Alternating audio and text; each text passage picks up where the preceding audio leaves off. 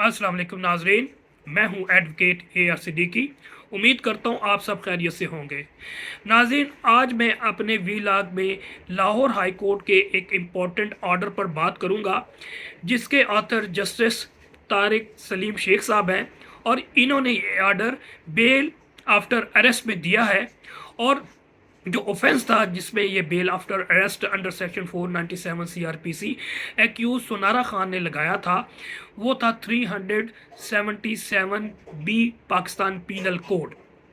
और इस पे जो प्रिंसिपल ले डाउन किया है जस्टिस तारिक सलीम शेख साहब ने, स्पेशली मजिस्ट्रेट किन हालात में विक्टिम का या विटनेस का अंडर 164 CRPC बयान लेगा और क्या क्या लवाजमात पूरे करने चाहिए वो भी, और फिर contradiction of the statement with the FIR, वो प्रिंसिपल ले डाउन जो किया वो भी बात करेंगे।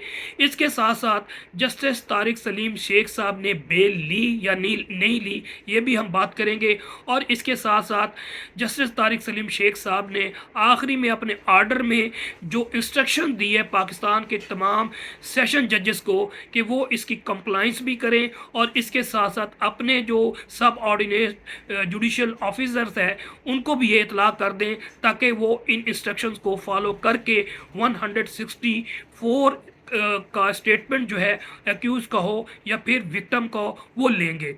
नाज़रीन, इससे पहले कि हम डिटेल में और केस के पस मंज़र में जाने की कोशिश करें, आपसे एट दिस स्टेज रिक्वेस्ट है कि आप मेरे चैनल्स को लाइक करें, सब्सक्राइब करें, बेल आइकन को प्रेस करें ताकि मेरे वीलॉग के नोटिफिकेशन आपको रेगुलर मिलते रहे।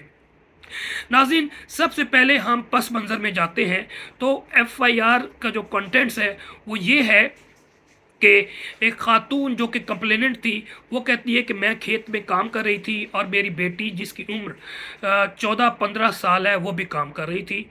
मीनवाइल ये जो अक्यूज सोनारा खान और एक दोस्त के साथ वहाँ गुजर रहा था, उसने मेरी बेटी को देखा तो वहाँ पर गंदे इशारे करने शुरू कर दिए और फिर उसका ना सिर्फ बाजू पकड़ा बल्कि उसके जिस्म को टटोलना शुरू कर दिया और नाजुक ऐसा को हाथ लगाने शुरू कर दिए, जिसकी वजह से मेरी बेटी ने चिल्लाना शुरू कर दिया। चिल्लाने की आवाज़ की वजह से लोग इकट्ठे हो गए, जिसकी वजह से मौके से ये दोनों एक्यूज और उसका साथी भाग गए। अब FIR दर्ज हो गई, बेल जो है सेशन कोर्ट से वो डिसमिस हो गई और फिर हाई कोर्ट पे चली गई। लेकिन एट दिस स्टेज में ज़रूर बता दूं कि 377B है क्या। रेप जो है 376 PPC डील करती है, लेकिन ये जो 377B है ये बाद में एडिशन किया गया है, यानी कि सेक्सुअल अब्यूज़ करना भी, यानी कि किसी को और बच्ची को या लड़की को हाथ लगा के उसको छेड़छाड़ करना, उसके नाजुक असा को हाथ लगाना, तो ये भी सेक्सुअल अब्यूज़ में आता है। और ये जो सज़ा है इसकी कम से कम 14 साल रखी गई है और मैक्सिमम जो है 20 साल, और इसके साथ साथ 10 लाख रुपए जुर्माना भी एक्यूज को किया जा सकता है। और ये ट्रायल मजिस्ट्रेट नहीं बल्कि सेशन ट्रायल रखा गया है। अब आ जाते हैं कंटेंट्स ऑफ द FIR।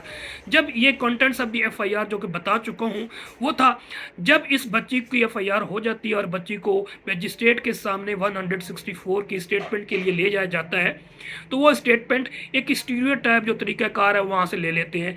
जबकि एंटी रेप एक्ट 2021 की जो सेक्शन 21 है, दिस इज़ वेरी इंपॉर्टेंट, उसके मुताबिक क्राइटेरिया रखा गया है कि किन हालात में, मिसाल के तौर पे जो खातून मजिस्ट्रेट है वो जो है स्टेटमेंट लेगी। इसके अलावा जो कानून और फिर प्रिंसिपल ले डाउन कर दिया गया है उसके मुताबिक कम से कम 2 इंपॉर्टेंट चीज़ें मजिस्ट्रेट ने करनी होती है।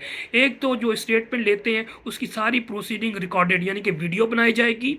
इसके साथ साथ जो एक्यूज्ड है उसके वकील को जिरा का यानी कि क्रॉस एग्जामिनेशन का मौका देगा ताकि सच सामने आ जाए। और इस केस में दोनों सिचुएशन नहीं थी, यानी कि मजिस्ट्रेट साहब ने एक स्टीरियोटाइप से स्टेटमेंट ले ली और फिर वो सबमिट कर दिया, जिसकी वजह से एक कंट्रडिक्शन पैदा हो गई FIR में और फिर जो मजिस्ट्रेट का तरीकाकार है, फिर स्टेटमेंट बच्ची ने जो दिया वो जो कंटेंट्स ऑफ द FIR है उससे नहीं मिलता था, वो डिफरेंट था। बच्ची ने सिंपल वहाँ पर ये कहा कि जनाब मेरा हाथ पकड़ा है। इसके अलावा जिस्म को हाथ लगाना, छूना, टटोलना या फिर नाजुक असा को हाथ लगाना बिल्कुल नहीं लिखा, जिसकी वजह से कंट्राडिक्शन हो गई, जिसकी वजह से under section 497 sub section 2 further inquiry का केस बनता है और फिर जस्टिस साहब ने उनकी बेल ले ली। इसके अलावा जो प्रिंसिपल एक और जो इंस्ट्रक्शन दी गई उसके हवाले से मैं अर्ज़ कर दूं कि जस्टिस साहब ने आखिर में इंस्ट्रक्शन दी और उसमें ये कुछ हिदायत दी गई, वो मैं अर्ज़ कर देता हूँ। सबसे पहले कि मजिस्ट्रेट बयानात को गवाह या मुतासरा के अपने अल्फाज में लिखे, ना कि लिखी दिखाई कानूनी अल्फाज में। यानी कि जो लफ्ज़ मुतासरा, विक्टम, बच्ची, लड़की वो बताती है वही अल्फाज लिखने हैं। आपने उसमें रद्द-ओ-बदल नहीं करना या कानूनी अल्फाज शक्ल दे के आपने नहीं लिखना।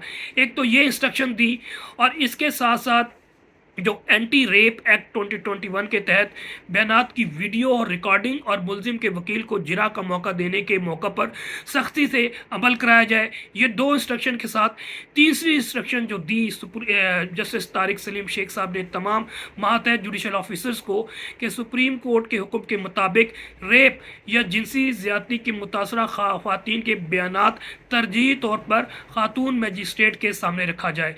तो नाज़रीन, मैं समझता हूँ कि ये एक इंपॉर्टेंट जजमेंट है और जो क्रिमिनल प्रैक्टिस करने वाले लॉयर्स हैं, यंग लॉयर्स हैं, इसमें आपको इस केस से रहनुमाई मिलेगी ताकि आप चाहे डिफेंस से हो या फिर प्रोसिक्यूशन से अपने केस को बेहतर प्रोसीड कर सकें।